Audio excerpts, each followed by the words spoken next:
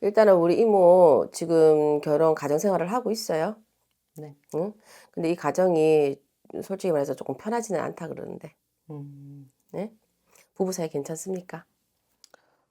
좋지도 안 좋지도. 그냥, 근데 이 가정생활이 좋지가 않다는 소리가 나오고, 또 그리고 근데 하나 물어봅시다. 지금 네. 현재 이 가정이 초혼이에요? 재혼이죠? 네. 예. 그래서 그걸 물어보는 거예요. 네. 우리 언니 사주팔자 자체가 결혼도 2번 해야 되는 사주가 들어있고, 서방이 있다 하더라도 서방을 두고 내가 편하게 사는 사람은 못 됩니다. 네. 나도 어떻게든 간에 같이 일궈서 살아야 되고, 내가 이 서방을 내가 이제 뭐냐면 다독이고 살아야 되는 사람이에요. 네. 서방이 이 든든한 기둥이 돼주는 사주가 못 됩니다. 아, 네. 내가 기둥이 돼야 돼. 그러니까 팔자가 좀 더 세다고 볼 수가 네네. 있죠. 예. 그러다 보니까 항상 고력이 있고 힘이 들죠. 여자가 네. 이제 여자 힘으로 이게 가장이 돼야 되고, 든든한 배경, 든든한 버팀목이 돼야 되는 게 내가 여자가 돼야 되다 보니까 힘들죠. 근데 우리 이모가 그렇다 해서 힘들다고는 하나 잘 이겨내고는 살았다 그래요. 잘 이겨내고 네네. 살았는데, 중요한 건 이 가정을 제가 그랬잖아요. 가정 생활이 이렇게 편하냐고 물어봤는데, 이 두 번째 결혼이라 하지만 이 두 번째 결혼도 그다지 편해 보이지는 않습니다. 응.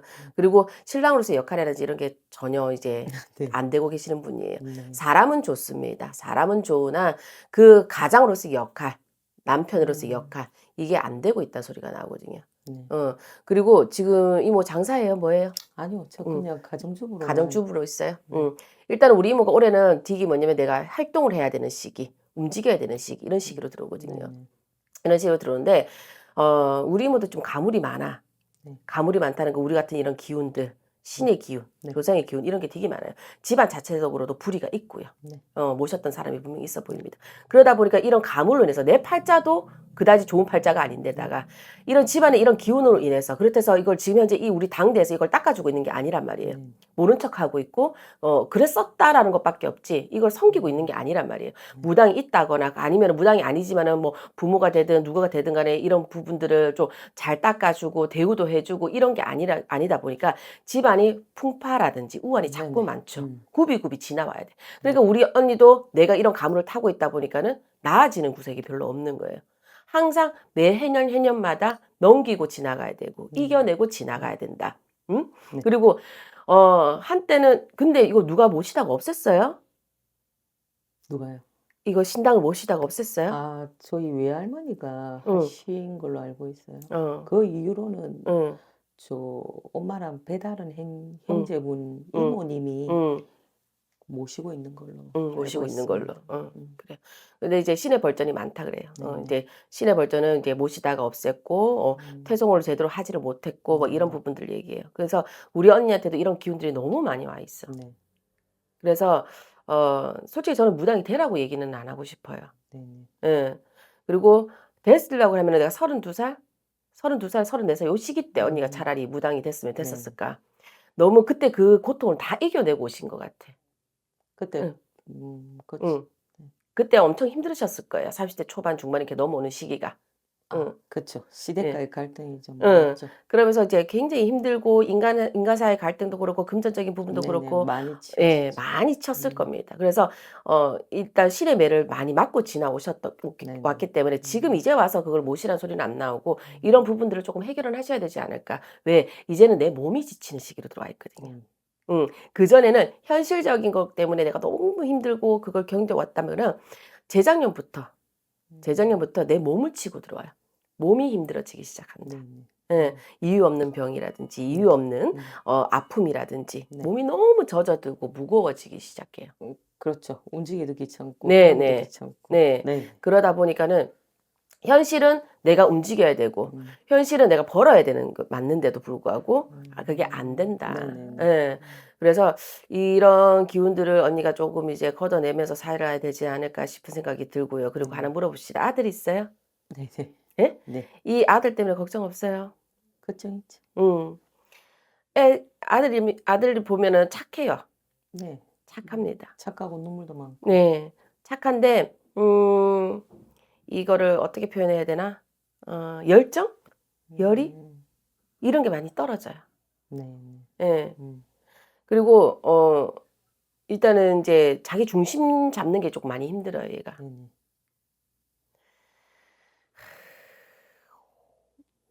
우리가 이거를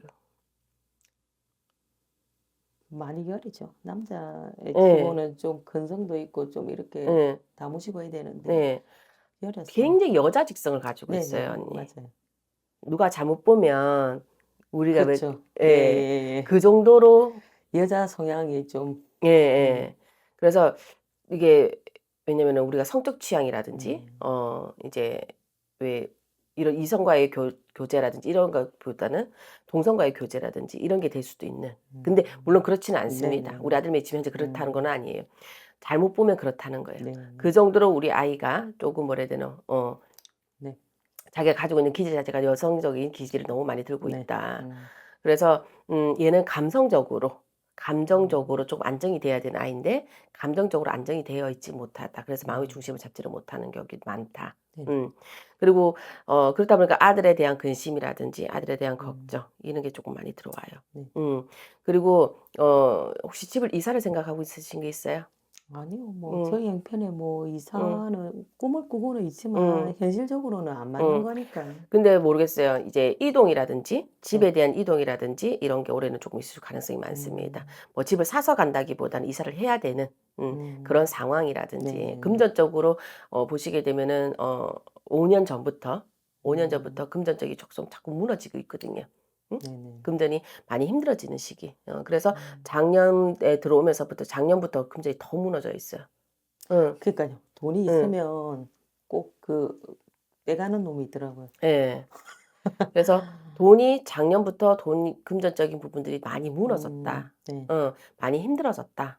이렇게 들어와 있어요. 그래서 어떻게 보면 올해는 이사를 해야 될 수밖에 없는 그런 상황이 올 수도 있는, 음, 아, 금전 문제로 예, 인해서요. 금전 문제로 인해서. 음, 집도 오래돼서 뭐 음, 팔릴 음, 뭐 음. 그때 상황이 되면 뭐 그렇죠. 올 8월 달 한번 잘 음, 넘겨주셔야 되겠다 소리가 네네네. 나오고요.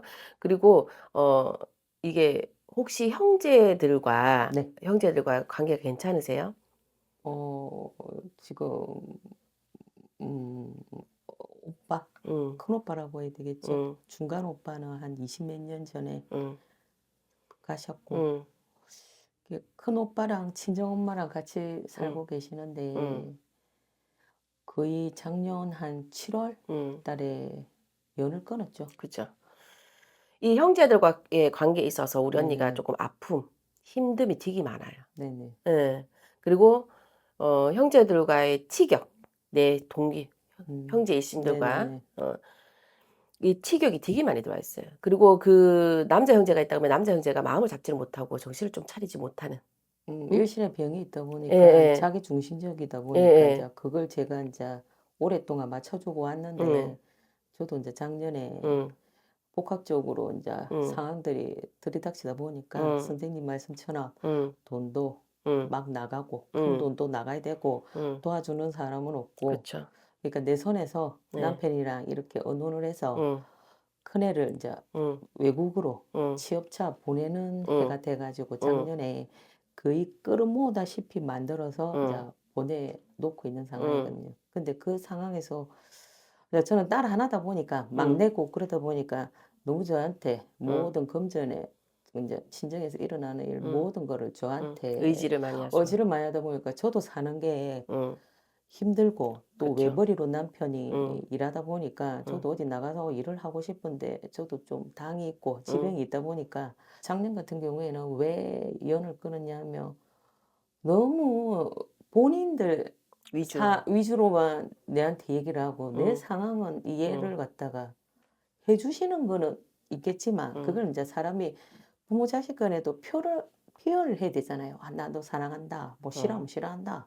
난 니 싫다. 뭐 이렇게 표현을 해야 알잖아요. 너무 나한테 물질적으로 모든 걸 의지를 하다 보니까 또 저 그게 또 사는 당연한 것도 것도. 네, 그걸 당연했어요. 당연하게 생각하실 응, 또 오빠가 남한테도 듣기 힘든 모진 응, 단어를 갖다가 응, 내뱉는 바람에 응, 그게 더 따닥이 돼가지고 응, 응, 네가 저 오빠를 감싸 안지 않을 거면 인연 끊고 살자. 엄마가 응, 먼저 응, 인연을 끊자라는 말씀을 응. 내뱉었었어요. 혈감은 딸은 그렇죠. 아니에요. 그러니까 이제 이만큼 네. 언니는 나름대로 희생이라면 희생이고 책임이라면 희생도 아니죠, 뭐. 책임이라면 책임이고 네네. 나도 내가 자식으로서 형제로서 할 만큼 역할을 나도 내 선에서는 최선을 네네. 다했다고 했는데도 불구하고 모든 것들이 당연한 게 돼버리고 세상에 당연한 게 없잖아요, 그죠?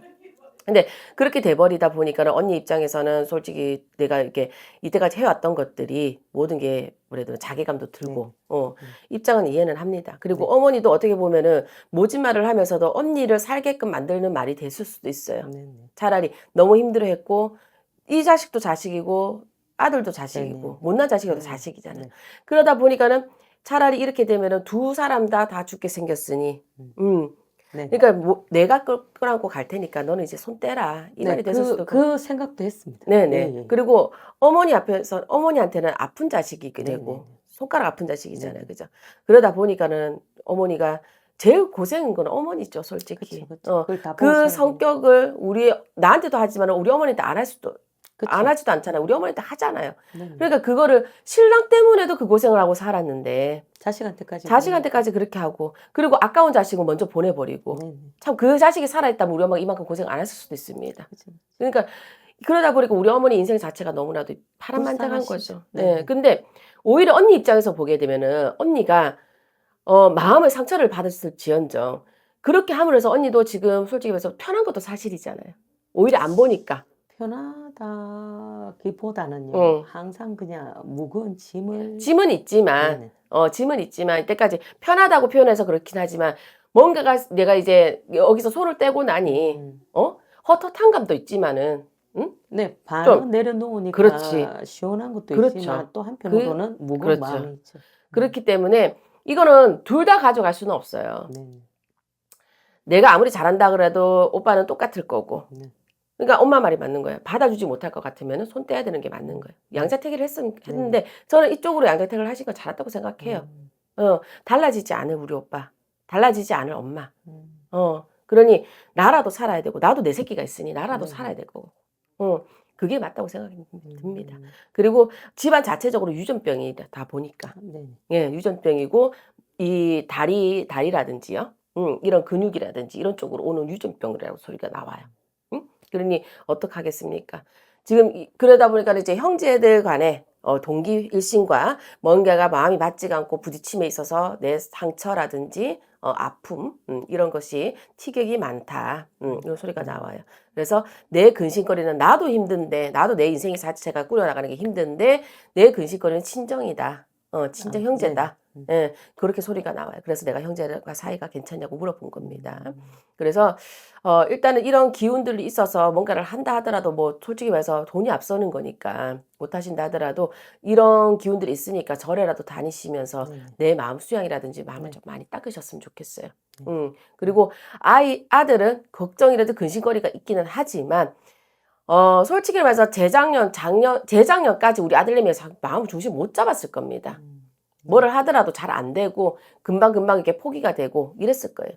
그런데 작년부터 이 아들내미가 마음의 중심을 그래도 그나마 또 잡는 것도 들어와 있으니까 그러니까 해외로 나가기도 하고 새로운 도전, 변화, 변동이 들어와 있기 때문에 근데 해외로 나가는 있지만 올해 내년, 내후년까지는 해외에 있겠지만 내후년이 지나서는 또 한국으로 돌아올 가능성이 많습니다.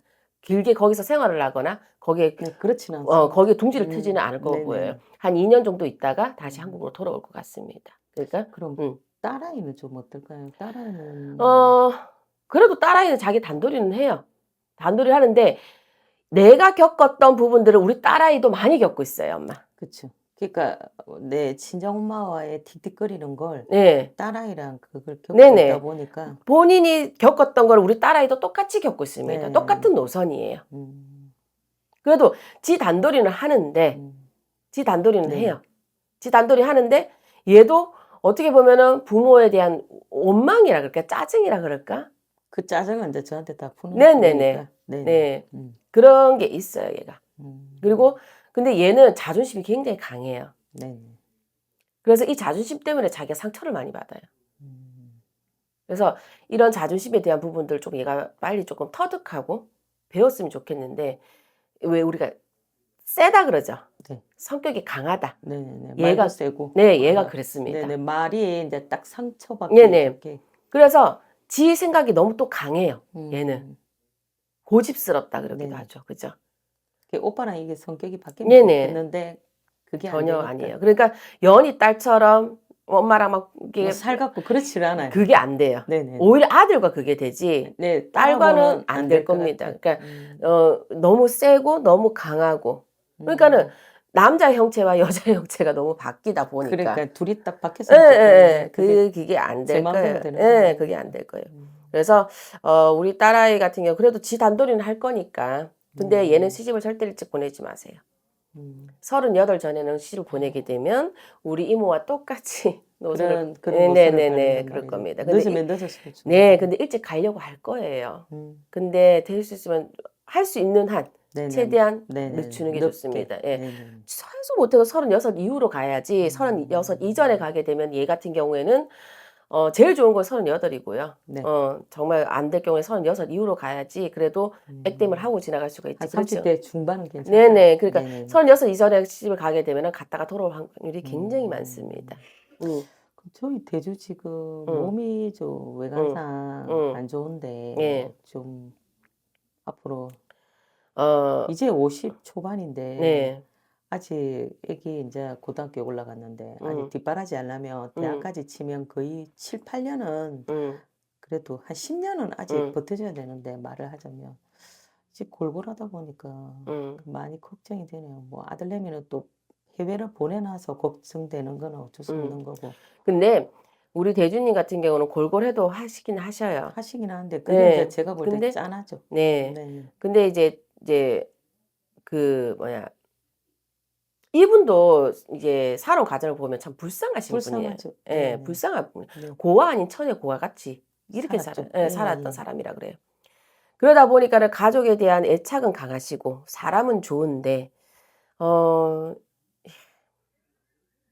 이제 든든한 버팀목이 되지는 못하신 네네. 사람인 그것 거예요. 때문에 사니 못 사니 막 네네네. 제가 이때까지 인제 잡고 온 네. 거죠. 네.